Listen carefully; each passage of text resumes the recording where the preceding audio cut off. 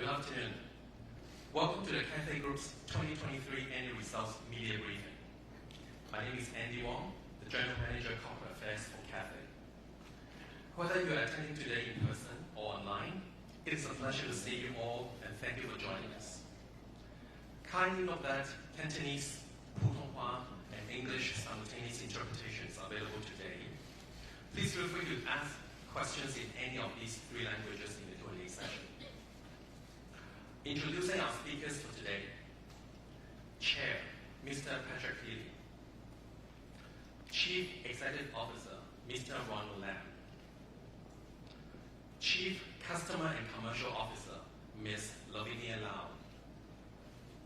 Chief Operations and Service Delivery Officer, Mr. Alex McGowan. Chief Financial Officer, Ms. Rebecca Shaw. So without further ado, let me invite our Chair, Patrick Healy, to share his opening remarks. Mr. Chair, please. Thanks, Andy, and good afternoon, and thanks to all of you for joining us here today. And let me begin by summarising the Cathay Group's annual results for 2023, and I'll then provide an update on what this result enables us to do in terms of investing for our customers, for our people, and for Hong Kong, as well as repaying the invaluable support we received from the Hong Kong SAR government and our shareholders. In 2023, the Cathay Group, including our airlines, subsidiaries and associates, reported an attributable profit of $9.8 billion. And this compares with a loss of $6.6 billion in 2022. Our airlines and subsidiaries, excluding exceptional items, reported an attributable profit of $9.2 billion, which compares with a loss of $330 million in 2022. The results from associates, the majority of which are recognised 3 months in arrears, contributed a loss of $1.6 billion for 2023, and that compares with a loss of $6.3 billion in 2022. The results for 2023 included an exceptional one-off non-cash gain of $1.9 billion as a result of a dilution of our interest in Air China following the completion of their A shares offering in January 2023. Overall, 2023 was our first profitable year since 2019, following about $34 billion in cumulative losses in 2020 through 2022. Our results in 2023 were driven by the strong pent-up demand for travel following 3 years of pandemic-related restrictions. And this unique environment, in which there was a global imbalance between supply and demand, drove up yields. As airlines around the world continue to add capacity, we expect this imbalance to diminish and yields to continue to normalise throughout 2024. However, inflationary pressure along the entire aviation supply chain has persisted since the pandemic and will continue to have an impact on airfares. As we have rebuilt, our priority has been to ensure high quality and sustainable growth. We achieved our plan of 70% of pre-pandemic passenger flights by the end of 2023, only 12 months after Hong Kong opened up. And let us remember that we operated under the most stringent COVID-19 constraints in the world. Rebuilding the network is a complex process, and it takes time. Since opening, our rebuilding trajectory has been absolutely in line with our global peers. It's just that Hong Kong opened up so much later than other global hubs. We will reach 80% of pre-pandemic passenger flights within the second quarter of 2024, and we are now working towards reaching 100% within the first quarter of 2025. This rebuild reflects the huge efforts our people have made across our entire organisation. We will have sufficient resources across the board to execute this plan, including pilots. Attrition rates for all employee groups, including pilots, have now normalized after spiking during the pandemic, and our recruitment and training efforts are on track. This progress would also not have been possible without the support that the Hong Kong SAR government and our shareholders provided to us during and since the pandemic. Importantly, our strong 2023 results have enabled us to begin repaying that support. We are pleased to have announced our first dividend payment to ordinary shareholders since 2019. The 2023 interim dividend of 43 cents per ordinary share, totaling $2.8 billion, will be paid on the 2nd of May 2024. To date, we have paid a total of $2.2 billion in preference share dividends to the Hong Kong SAR government. We bought back 50%, or $9.75 billion, of the preference shares held by the government in December last year. We plan to buy back the remaining 50% by the end of July 2024, subject to market conditions and our business operations at that time. Our results also ensure that we will be able to continue our strategic investment for our customers and for Hong Kong as we move closer towards achieving our vision of becoming one of the world's greatest service brands. We now have more than 70 modern and fuel-efficient aircraft scheduled to join our fleet over the coming years, with the right to acquire 52 more aircraft in future, reflecting our absolute confidence in the Hong Kong International Aviation Hub. We're also very excited to be launching new cabin products in each of the coming 3 years. In 2024, we are launching an all-new business class experience, the RAS Suite, and a new premium economy seat on our redesigned Boeing 777-300ER aircraft. In 2025, this will be followed by a new world-leading first-class experience on board our 777-9 aircraft. And then, in 2026, we will launch a brand new cabin on our regional A330, including a new flatbed business class product.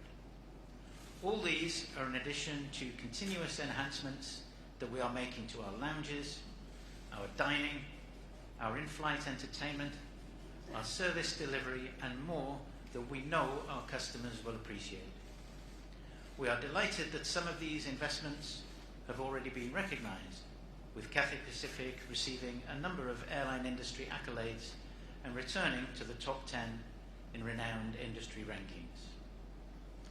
Through our unique position of having deep roots in Hong Kong, being proudly part of China, and connecting the world, we will continue to contribute to the ongoing development of the Hong Kong International Aviation Hub and to China's overall aviation industry.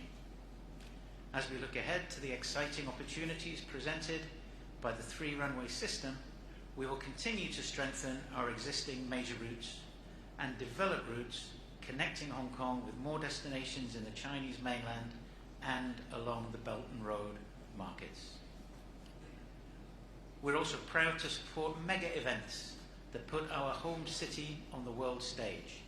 For example, Cathay Cargo is host airline for the IATA World Cargo Symposium, which is currently taking place in Hong Kong, and we're excited to have the opportunity to show the world why our home hub is number one for air cargo. And of course, the Cathay HSBC Hong Kong Sevens is also just around the corner, which, in my opinion, is the greatest spectator sporting event anywhere in the world. So finally, I'd like to say a huge thank you to all of our customers for continuing to choose Cathay. Our investments in enhancing the customer experience will continue, and we eagerly look forward to sharing even more exciting new developments with you in the future. And of course, I would also like to express my heartfelt gratitude to everyone at Cathay. Our team's unwavering professionalism, dedication, and commitment have been the cornerstone of our rebuilding efforts. It is the team's hard work that have made our achievements possible, and I look forward to seeing all that we can achieve together in the years ahead. Thank you. Thank you, Mr. Chair. Before we take your questions, kindly note our CEO Ronald will also provide a recap of some of the key points in Cantonese in his closing remarks towards the end of the briefing. A hard copy of the chair's opening remarks and the CEO's closing remarks can be collected from one of our colleagues after the briefing if needed. An electronic copy will also be sent to you by email and will be available to download using the QR code at the media reception desk. Now, on to your questions. If you would like to ask a question, kindly raise your hand. I'll call on you and one of our colleagues will hand you a microphone. Please state your name and the media organization you work for. Kindly limit your questions to a maximum of 2 so that we can respond to as many media friends as possible. So, first question, 明報。你好啊，嚟自明報記者 Gary 啊，咁我想用中文問2個問題啦。咁第一個問題就關於個乘客收益率，咁見到上年就70幾，即係回落翻70幾咯，但係對比疫情前50幾嘅水平仲有啲距離。咁所以想請問下，即係今次即係預期嗰個運力恢復都係要去到明年嘅第一季先話完全恢復到，其實係咪都意味住嗰個乘客收益率都係要去最快都要去到明年先可以恢復翻疫情前水平咧？同埋今次即係延遲嗰個運力恢復個目標，其實當中係咩原因咧？係咪因為供應即係人手啊、飛機唔夠，或者定係需求嗰邊係開始有疲弱嘅現象出現咧？咁呢個係我第一個問題。咁我第二個問題就關於即係國泰今次計劃今年就招聘5000人啦。咁其實當中主要咩工種為主啦？同埋其實有咩原因令到咁有信心可以今年請到5000人咧？唔該。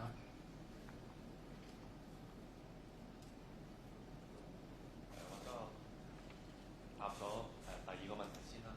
咁頭先我哋主席都提過啦，我哋今年嘅第2季咧，我哋會達到疫情前80%嘅客機嘅水平。咁我哋到出年嘅第1季咧，會去翻100%。咁呢個係我哋而家嘅計劃。咁裏邊咧其實係主要係人手嘅因素。咁我哋其實今年咧都係會繼續大力咁去招聘同埋培訓人手啦。咁頭先都提過，就係今年我哋目標咧，我哋整個集團嘅團隊咧會增長5000人左右，即係20%到。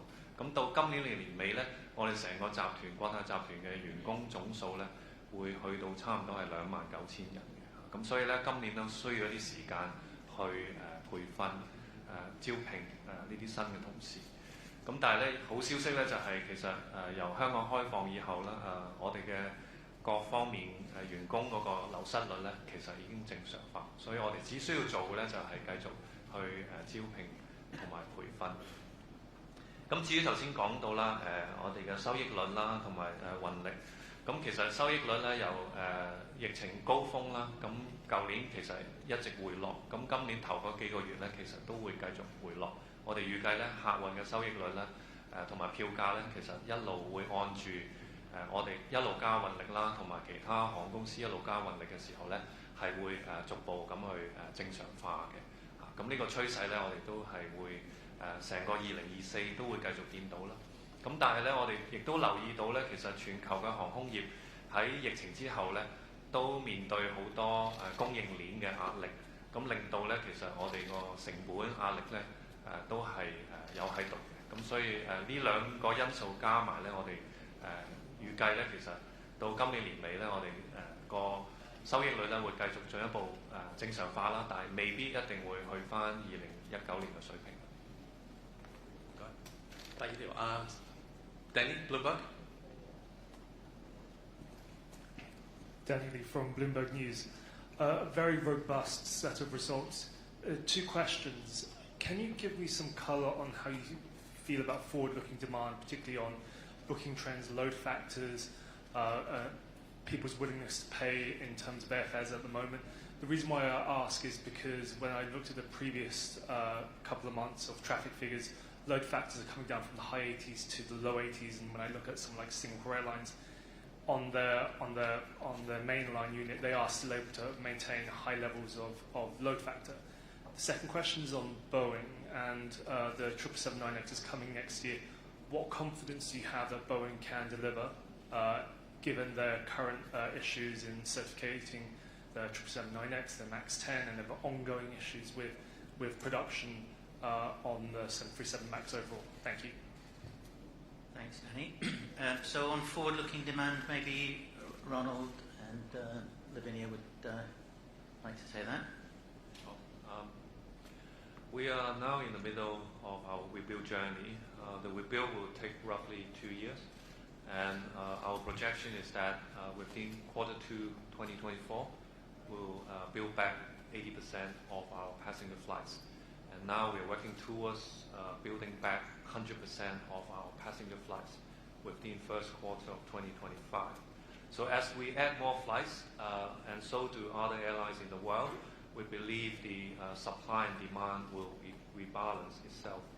And therefore, the FS would continue to normalize throughout 2024 is our projections. At the moment, I think this is following, judging from the result from the first few months of the year, this trend is being followed. But maybe I can ask Lavinia to supplement.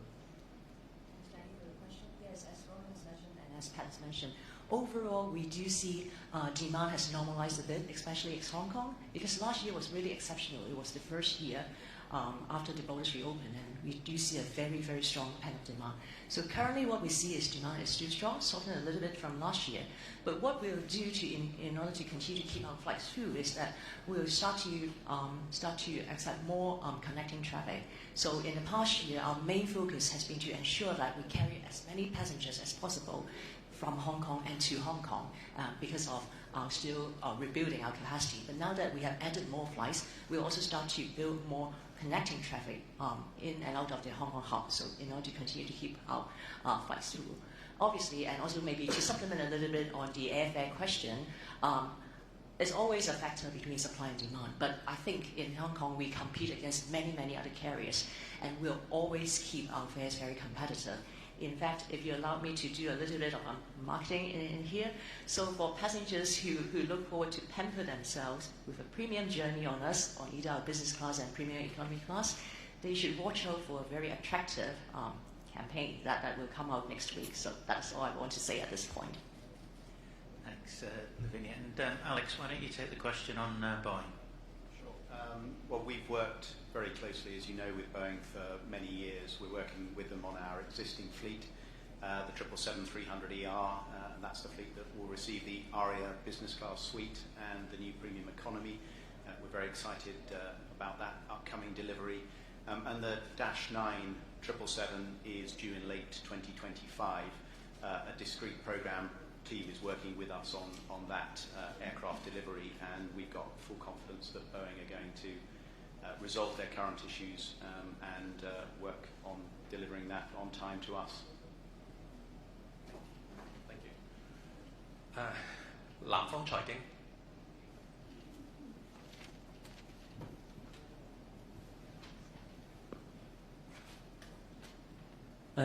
各位领导好，我是来自南方财经全媒体集团21世纪经济报道的记者。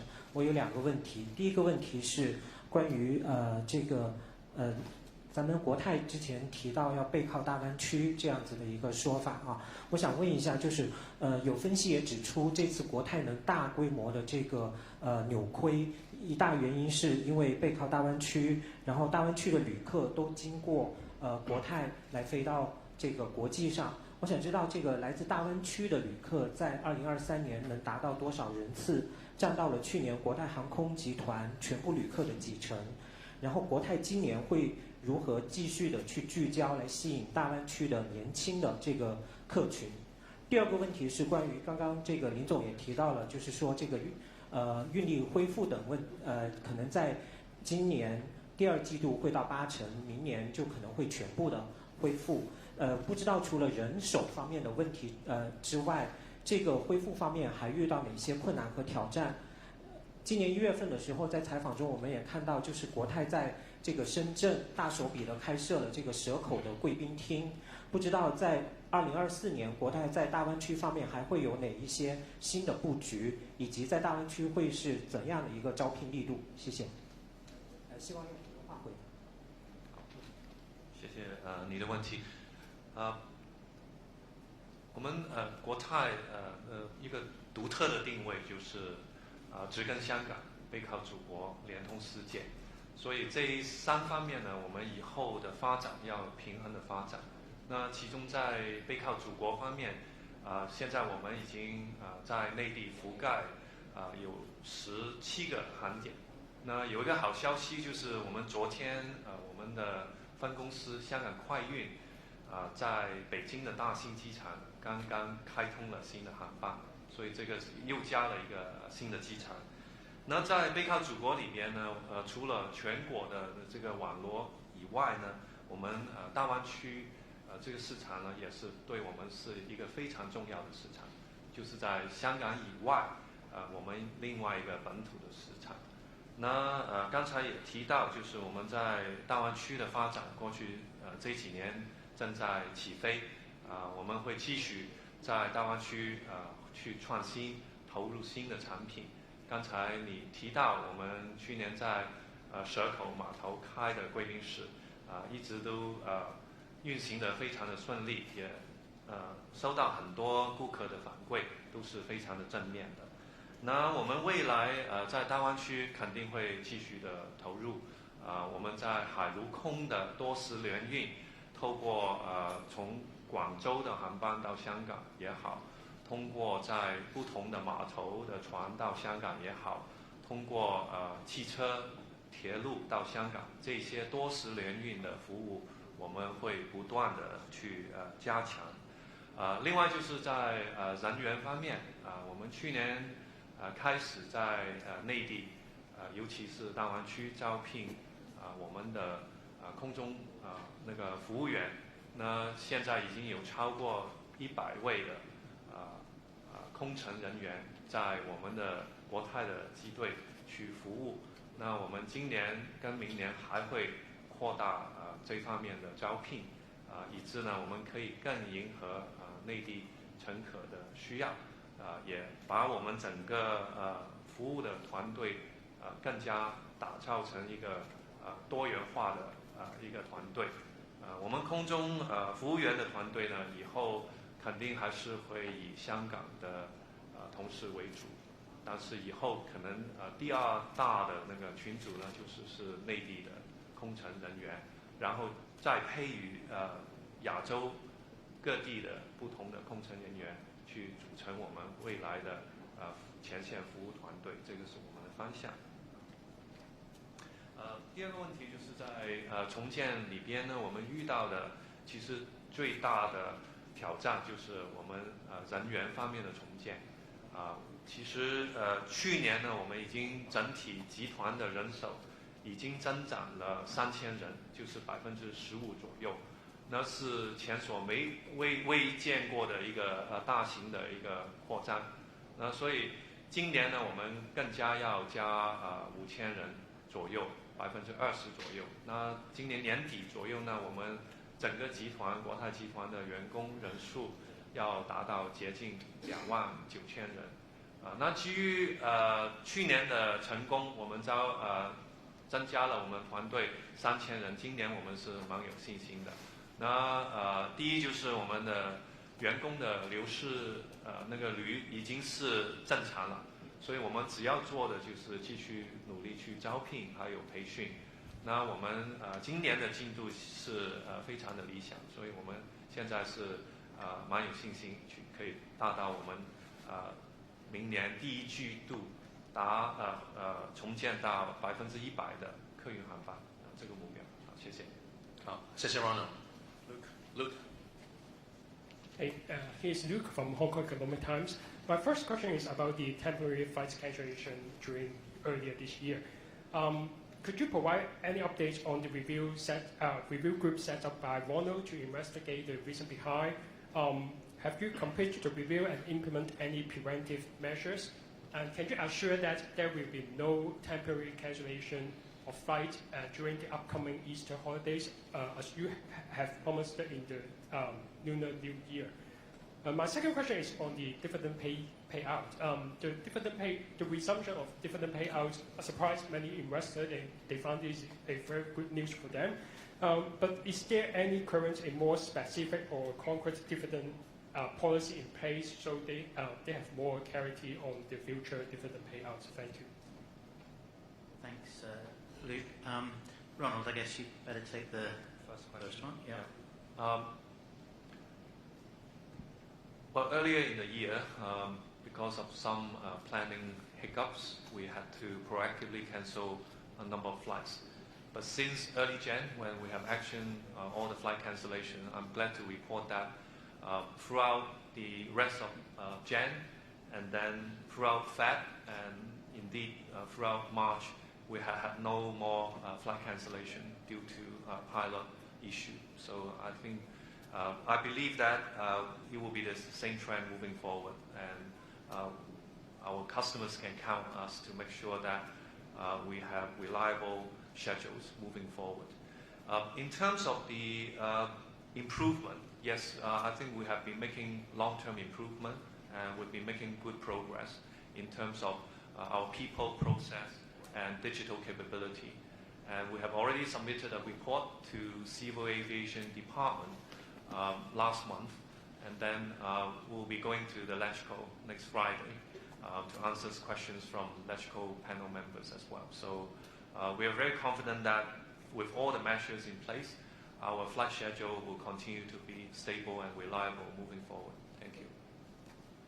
And on the dividend, maybe I'll just offer a few comments about how we look at the current dividend, and then ask Rebecca to talk about the dividend policy going forward. Obviously the COVID period was a very tough period for everyone at Cathay, including our shareholders, and we're extremely grateful to our shareholders for the phenomenal support that we received throughout that pandemic. And so with the strength of the results in 2023, this gives us the opportunity to begin to repay many of our stakeholders across the board. So you've seen the plans to repay the Hong Kong SAR government by redeeming those preference shares by the end of July.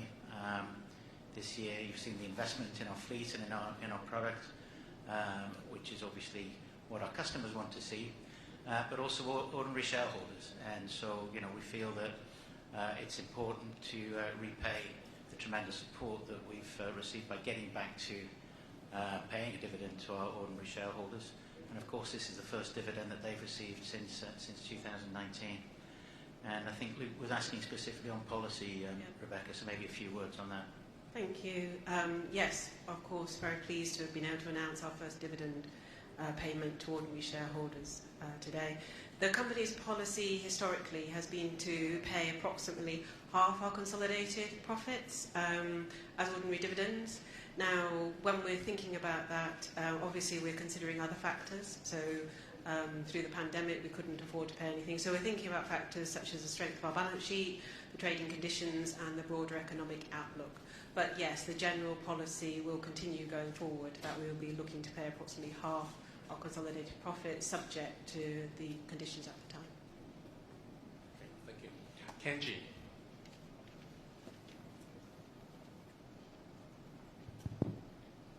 Hi, thank you very much. I'm Kenji from Nikkei. My first question is, if I am not mistaken, I thought the return to 100% capacity was at the end of this year, not the first quarter next year. So would you please elaborate a bit more on why there is a 1 quarter delay on this, especially in terms of recruitment of pilot, especially the lack of experienced pilots and crews, because it has been a big problem. You've already answered part of it from other reporters' question, but would you please elaborate on the specific reason behind this 1 quarter delay in that? Second one is on the procurement of the aircraft. Boeing question was already out there. What about any consideration of COMAC? I know if you want to buy a new set of aircraft, it will take more time, and there's also different regulatory things have to go through. But there was a plane that came to Hong Kong, I think last year. There was a big show in Singapore. What is your plan at this point in terms of any idea, any consideration on doing COMAC? Thank you. Thanks, Kenji. Ronald, why don't you take the capacity question? Yes, indeed you are correct that the current projections that we're working towards of rebuilding to 100% of passenger flights within first quarter of 2025 is indeed up to 3 months later. than the projection we made last year, which is end of 2024. And the main reason is that, as we all know, we had some flight cancellation incidents earlier this year. So after that, we have learned the lesson, and we will continue to adopt a prudent and measured approach in rebuilding our flights. And therefore, we have made some slight adjustment to that timeline. But I thought it will be within 3 months from our original projection, which is not a very significant delay. And in terms of pilots, which is a hot topic, whether we have enough pilots to support our 100% rebuild within first quarter of 2025, maybe I will ask Alex to shed some light, and then maybe Alex can also explain the COMAC position as well. Yes, thank you, certainly, Ronald. Let's talk about pilots. Well, to achieve 100% of our pre-pandemic flight levels, we know, based on our models, that we require about 3,400 pilots in total across Cathay Pacific and HK Express. That's a smaller number than we had in October 2020 because we're now able to deploy our pilots much more efficiently. Currently, we have 2,900 pilots across those two airlines, and we have very solid plans in place to support the addition of the 500 pilots we need to bridge that gap. So our first priority, as you would expect, was to reduce pilot turnover. That peaked at 22% in 2022. For the full year 23, it normalized to pre-pandemic levels at 5%. And so far this year, pilot turnover has been below 2%. That's the lowest on record. We've also been very successful in recruiting and promoting new pilots. This does include over 500 cadets, but cadets aren't the full story. We are also recruiting and promoting more experienced pilots, 290 captains and 380 first officers across those two airlines. That's been made possible in part by our improved training operation, enabling us to promote highly capable captains and first officers in more significant numbers than we have done in the past. We're on track to exceed those numbers in 2024, and we're very fortunate to be in a position where we have considerable depth of experience from our existing pilot base to draw from when we're looking at promoting those first officers and captains. For example, the average new captain has 10 to 12 years experience with us before taking command, and many have much more experience before they even join us. So I think that hopefully sets the record straight on the pilot front. On COMAC, we very much welcome innovation and competition in the aviation industry, and we see the development of a Chinese-made world-class aircraft as a very positive development. We engage with strategic suppliers, including COMAC, to support the development of products that will meet our requirements. I think that's good for them, and of course it's good for us as well. And we very much look forward to continuing our relationship with COMAC. Thank you. Yolanda? Thank you. Yolanda Chi from CNBC. You mentioned the supply-demand fluctuations, expecting supply and demand to normalise through this year and yields to come down. Can you give any guidance on profitability for 2024? And on the consideration of a wide-bodied aircraft order, I know that you did mention Boeing earlier, but given the safety issues and that Boeing continues to have and the delays that many airlines are seeing from their orders, are you open to Boeing for this, or are you looking more at re-engaging with Airbus, given you had a big order with them last year that you placed? Thanks, Yolanda. Look, we can't give any specific guidance in terms of profitability for 2024.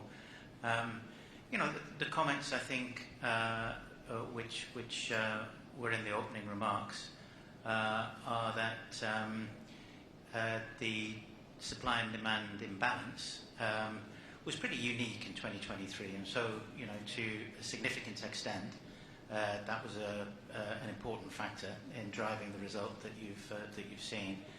And we do expect that to begin to normalise, and we're already seeing that imbalance starting to normalise, and we would expect that trend to continue throughout 2024. Where that lands, exactly what that means for us, we don't. I mean, nobody knows at this point, and we're certainly not in any position to give any specific guidance on that. But I think the trend is pretty clear already, and we think that will continue. I'll ask Alex to respond to the Boeing question. But look, of course, Boeing remains an extremely important and valued partner to Cathay Pacific. Has been for many decades, and I'm sure will be for many decades to come. But Alex, how would you like to respond to? Thanks, Matt. When we look at a new aircraft acquisition, we start, of course, with our requirements, what mission we want the aircraft to fly, the range, the payload, the versatility of that mission. And what we're looking for with our mid-size wide body is an aircraft which is capable of multiple missions, and that certainly brings Boeing aircraft and Airbus aircraft into contention. Aircraft that exist today and don't have a huge degree of certification risk associated with them. And of course, we're looking at this order to be 3 or 4 years between now and delivery. So no issue at all with either of the manufacturers that you mentioned. Okay. Thank you. Next. Oscar? Hello, this is Oscar from the South China Morning Post. Just now you have mentioned the recovery goal delay was due to manpower issues. Can you please elaborate more, and can you provide a breakdown on the roles the 5,000 people the company intends to hire? And Hong Kong recovery in long-haul traveler is quite dependent on Cathay's recovery in passenger flight capacity. What do you see the impact on your operation now on Hong Kong's overall tourism recovery? Thank you. Ronald, a sort of continuation of... Sure. Okay, just want to say again, we're now working towards rebuilding to 100% of passenger flights within first quarter of 2025. And it's a minor change from our original projections, which we did 1 year ago. But we have learned the lesson from the recent incidents, and therefore have decided to make this small adjustment. But I must emphasize that this timeline is still in line with our global peers. It took them this long to rebuild back to 100% of passenger flight. So we are no slower than our global peers in terms of our rebuilding. And the breakdown of the 5,000 additional positions this year is a whole range of different resources. To run more flights, we need more pilots, we need more cabin crew, we need more ground staff. So it's a bit of everything, I would say. I don't have a precise breakdown that I can provide right now. As we rebuild, I think we have the interest of Hong Kong in mind, top of mind. In particular, bringing tourists into Hong Kong. And even though we are not having 100% of flights yet, in quarter 2 we'll get to 80%. But within that capacity, we have prioritized Hong Kong people going out, as well as visitors coming into Hong Kong. And from that regard, in terms of visitors coming into Hong Kong, actually we are very close to 100% of pre-pandemic level already. So it's the transit via Hong Kong that has not come to the same ratio yet. And moving forward in the coming months, as we add more flights, we'll also increase the ratio of people transiting Hong Kong as well. But in terms of visitors into Hong Kong, which affect the tourism of Hong Kong, I think as a group we have done what we could already. And in terms of our numbers, it's already pretty much back to pre-pandemic level.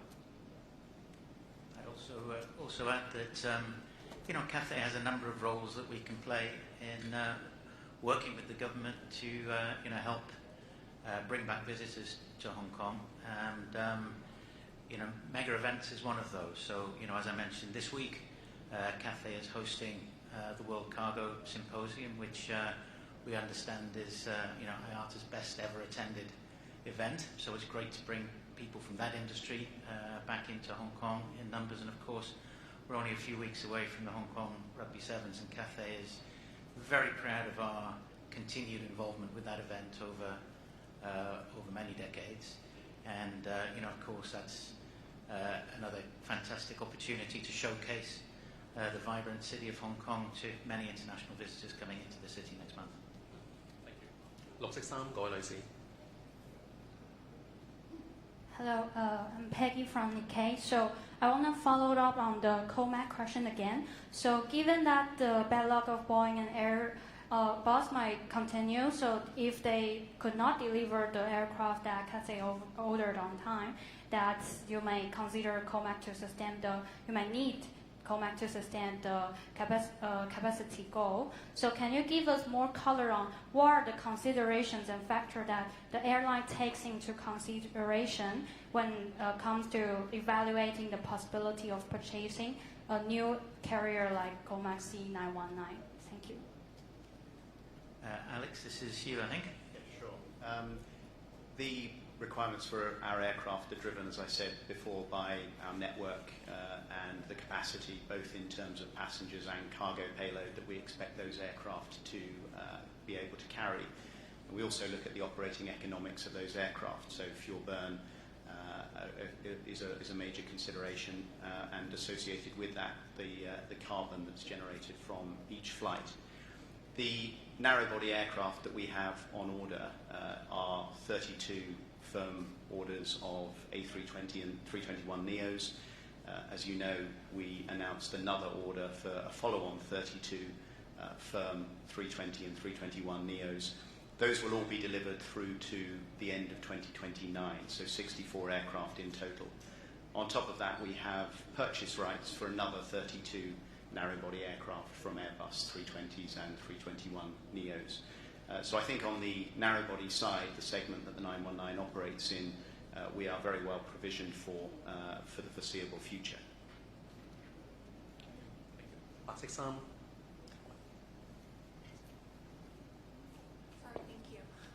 Dorothy from Reuters.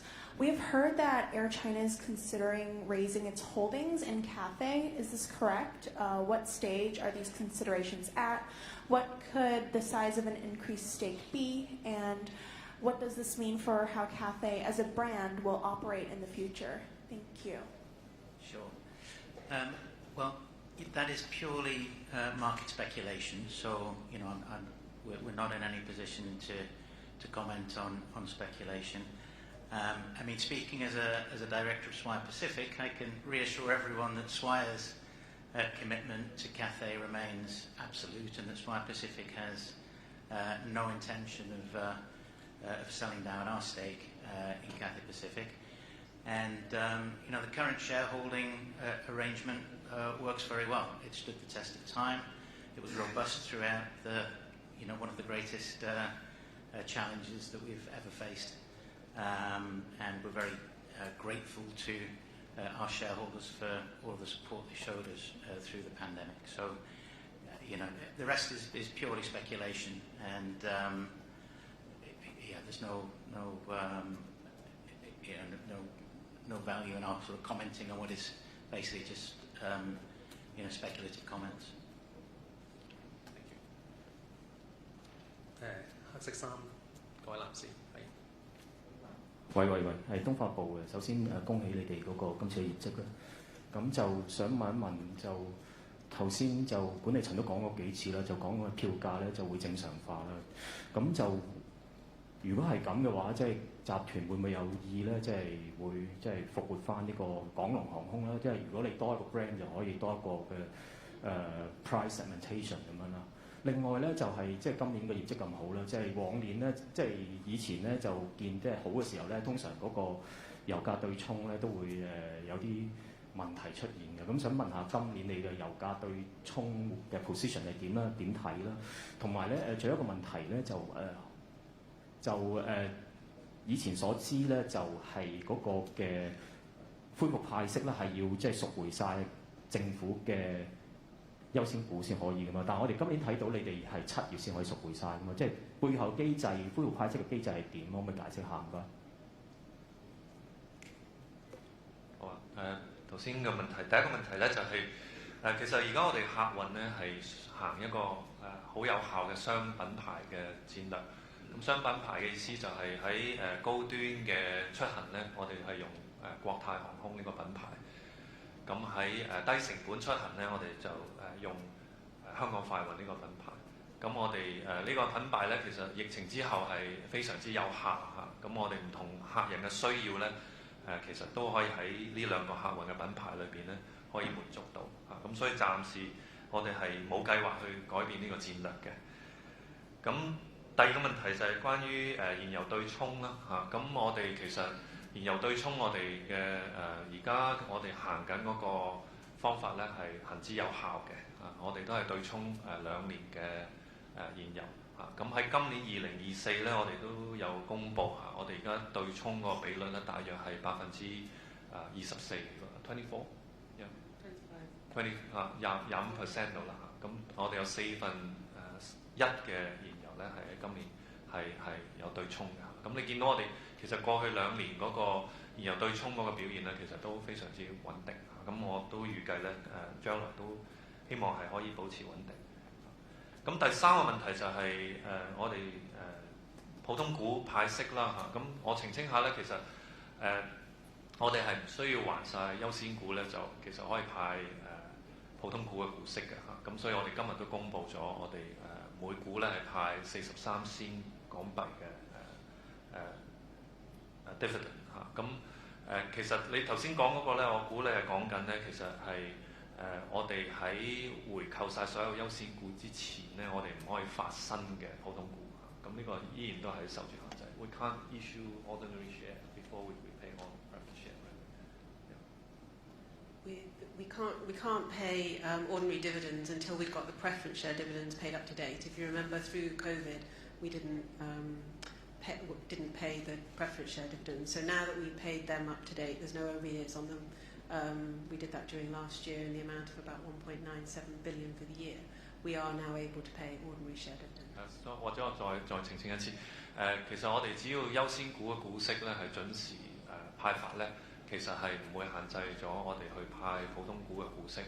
咁直至目前為止咧，其實我哋派俾政府優先股嘅股息咧，已經係達到22億港元㗎啦嚇。咁我哋都計劃喺今年7月前咧回購翻剩餘嗰一半嘅優先股，咁就97億5,000萬嘅總數。咁我哋都會係預期咁計劃預期咁去回購。後面中間嗰位男士。係幾位你好，無線嘅。首先咧都想請教翻喺人手嗰方面，頭先咧都提到話其實過去嗰年啦，即係機師嘅流失率都即係有所改善嘅。但係其實見到工會咧以往即係不斷都講就話其實個底薪係咪應該去調整咧？咁其實今年有冇個計劃會去即係做一個嘅薪酬調整嘅方案，會即係研究或者同工會傾啦。另外咧就係都想問翻嚟緊，即係雖然上年聖誕就有啲即係小風波啦，咁即係人手上調動就令到航班就取消咗或者重新調動。嚟緊會唔會都承諾到就係復活節假或者係嚟緊呢啲大假期都可以有信心係應付得到啦？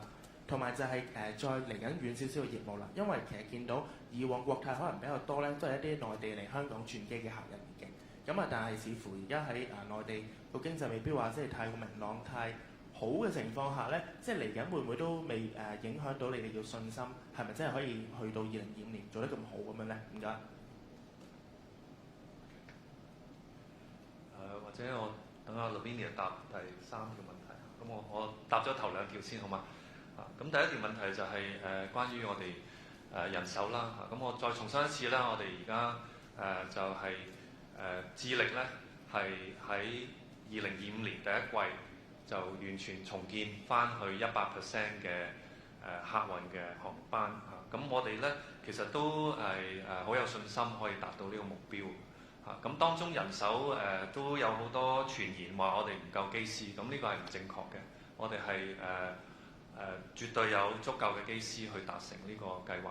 咁頭先我哋都講過啦，其實我哋要去翻100% 嘅客運嘅航班呢，我哋係需要3400位嘅機師喺國泰航空同埋香港快運加埋一齊。咁目前呢，我哋其實已經有2900位機師。咁我哋未來一年呢，係需要培訓多500位機師。咁我哋已經有一個好完善嘅計劃去達成呢個目標嘅。咁點解有信心呢？其實我哋都睇幾方面啦。第一就係機師嘅流失率呢，其實係而家係非常之正常。咁喺香港開關以後呢，其實我哋機師嘅流失率呢，去年係大約係5%嘅啫。咁係同疫情前嘅流失率係相若，係一個好正常嘅水平。咁我哋今年直至目前為止，機師流失率呢更加係低過2%。咁所以我哋見到呢，其實我哋係好有信心可以繼續係留得住我哋嘅機師。咁另外就係我哋喺培訓方面啦，我哋都加大力度。呢2年，舊年同埋今年呢，我哋都會有好多新嘅機長啦，同埋新嘅機師呢，係都會加入我哋團隊。咁亦都呢兩樣見到呢，我哋都流失率呢，一方面就係、第二方面就係我哋招聘人手呢，都係冇問題。咁所以我哋都相信其實我哋機師嘅薪酬呢，喺市場咧都係非常有競爭力。咁我哋其實過去一年咧都有啲調整啦，繼續去保持我哋喺市場嘅競爭力。咁我哋都會一路去檢視，務求咧我哋各個員工嘅群組咧，我哋都希望係可以做到有一個作為一個競爭力嘅僱主。咁第二個問題咧就係關於我哋航班取消嘅事件啦。咁我可以講咧，我哋航班取消事件咧已經係告一段落啦。我哋喺1月啦，餘下嘅1月、2月啦，包括農曆新年同埋3月咧，其實我哋嘅運作咧都係非常之可靠同埋穩定。咁嚟緊大家都會好關注復活節啦，或者甚至暑假咧其實大家唔需要擔心我哋而家嘅服務咧都係非常之穩定，我哋睇唔到再會有同樣嘅情況去出現。多謝。咁第三個問題或者Lavinia。我諗第三個問題就係話，即係內地客人經香港轉機啫，呢個一路都係一個對我哋嚟講係一個好重要嘅客群啦。咁香港喺14五規劃裏邊嘅定位就係作為一個國際航空樞紐啦，就亦都要聯通內地同埋世界各地啦。咁我哋亦都係好好咁扮演呢一個角色啦。咁喺疫情嘅期間，其實我哋見到當然有多咗好多內地嘅客人經香港轉機啦，因為好多內地同埋譬如歐美國家嘅直航客機當時嘅數量係減少咗。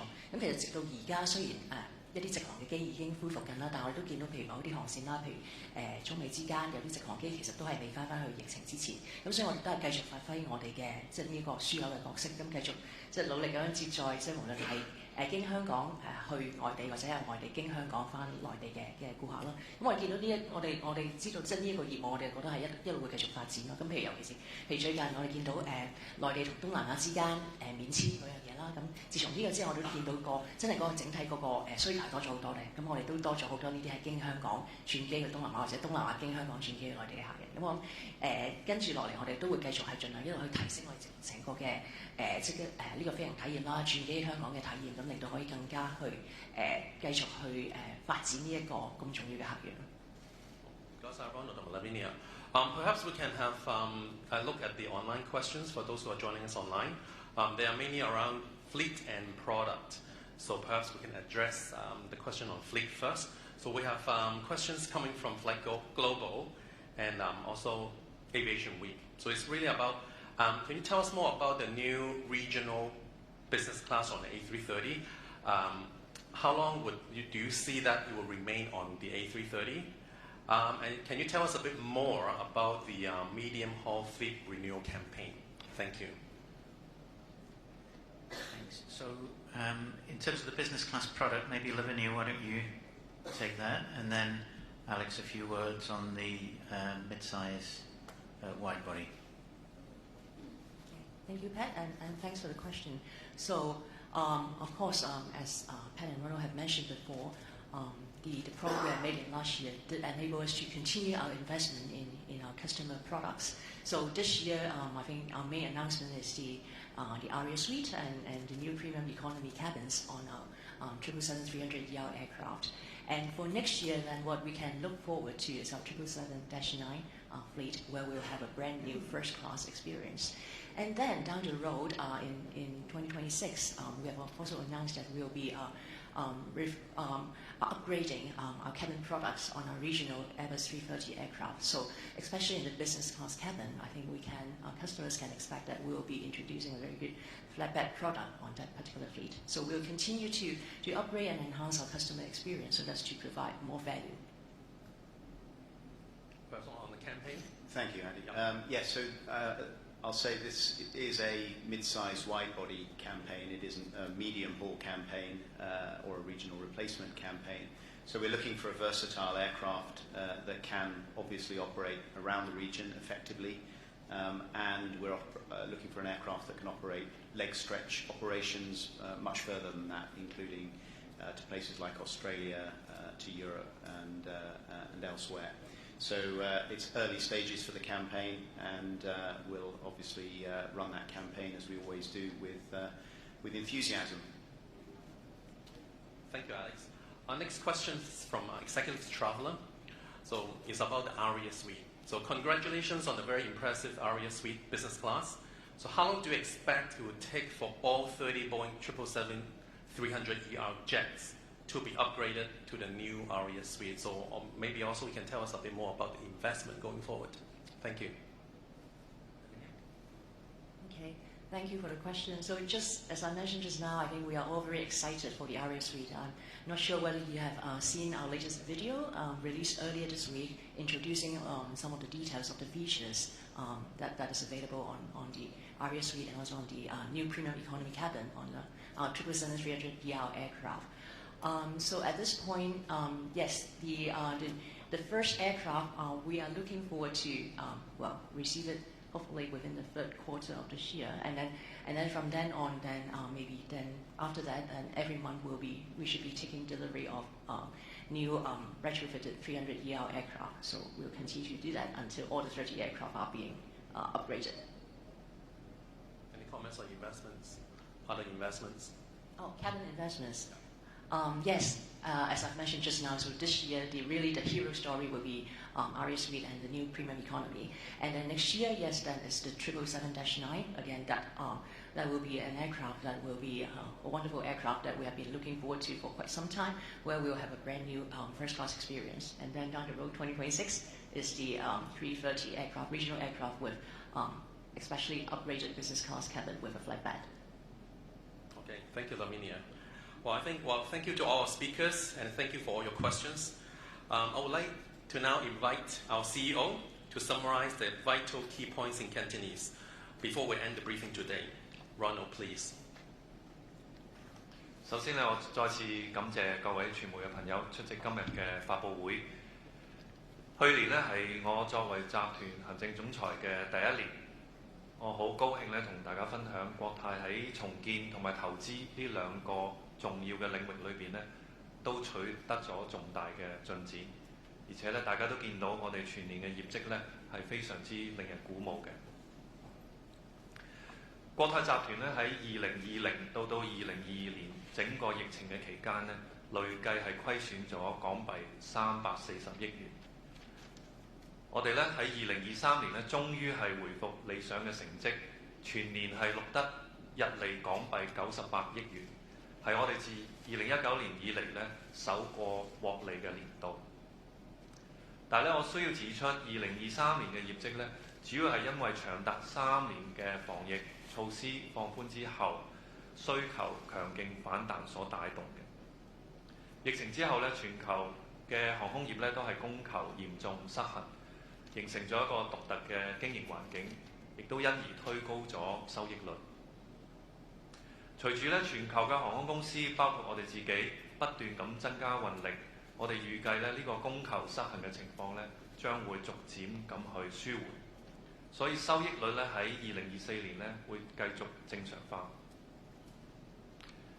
不過咧，疫情之後，全球嘅航空業咧都面對供應鏈通脹壓力嘅存在嘅，所以咧我哋都預計咧都會繼續會對機票嘅價格咧帶嚟一啲影響。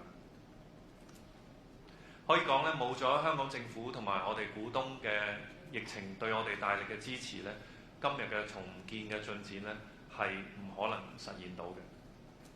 我哋2023年理想嘅業績，終於咧可以俾我哋去回報各方嘅支持，所以我哋好高興今日宣布啦，公司會向我哋嘅普通股嘅股東喺2019年以嚟咧首次派發股息。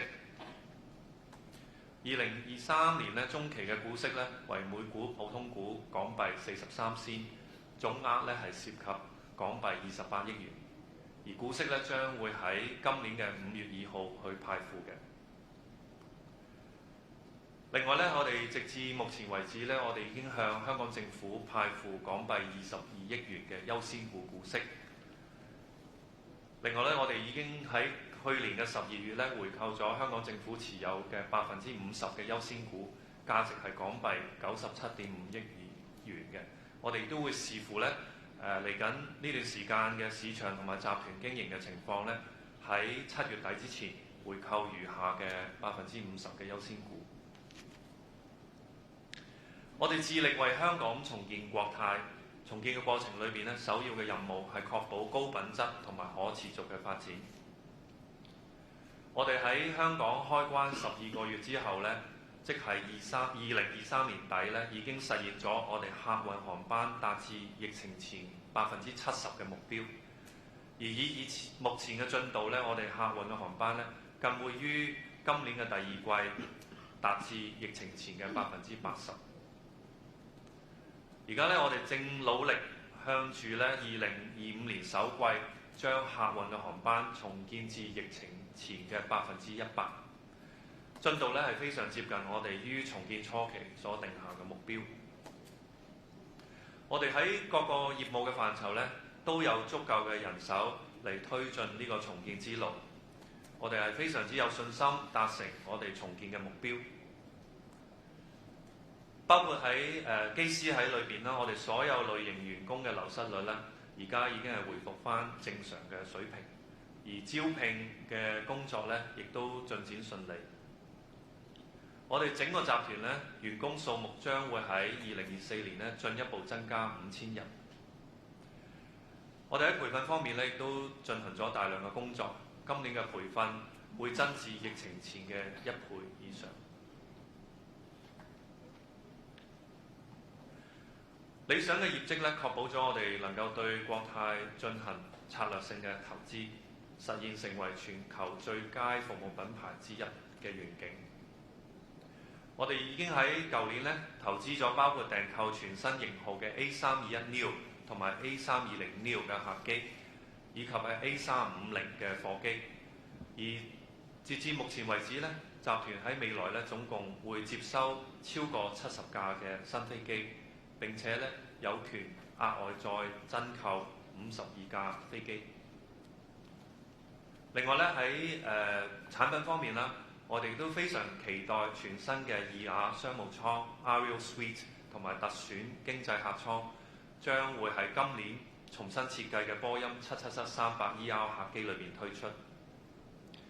我哋會繼續咧優化我哋嘅貴賓室、餐飲、機上娛樂、服務等各個方面，務求咧全力提升我哋顧客嘅體驗。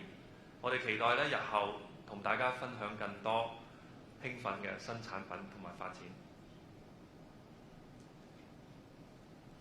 另外咧，我非常榮幸喺擔任行政總裁嘅第一年咧，能夠帶領一支敬業樂業、充滿熱情同埋積極求進嘅團隊。我哋同事嘅堅持、努力、衝勁，一直係國泰重建之旅最大嘅動力。而我哋咧係非常之樂意同同事分享我哋共同取得嘅成果。所以咧，我非常之高興咁今日向同事宣布咧，我哋將會透過2023年度嘅利潤分享計劃，俾同事咧可以獲得最高為7.2個星期嘅合資格酬金。換言之咧，連同較早時已經發放合共最高為10個禮拜嘅特別酬謝金同埋酌情花紅咧，自國泰集團重建嘅工作開始以嚟咧，我哋將會向同事總共係派發高達17.2星期嘅合資格酬金。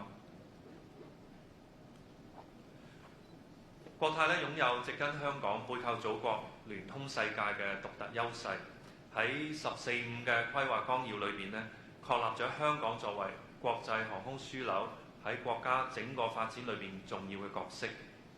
而我哋國泰咧，特別係視粵港澳大灣區為我哋延伸嘅市場，並且咧會繼續喺區內增加我哋嘅投資，致力咧將香港同內地以至世界咧係聯繫埋一齊。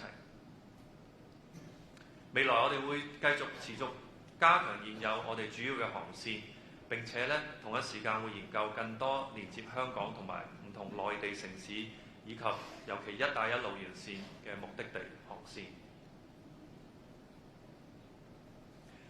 我哋會繼續努力為香港國際航空樞紐同埋整個國家嘅航空業長遠發展作出貢獻。並且咧好期待三跑系統所帶嚟嘅重大機遇。再一次感謝大家出席今日嘅發佈會，多謝。Thank you, Ronald, and thank you to all our speakers. This concludes today's briefing. If you have any further questions, please email them to press@cathaypacific.com. Thank you very much for joining us. Have a good day.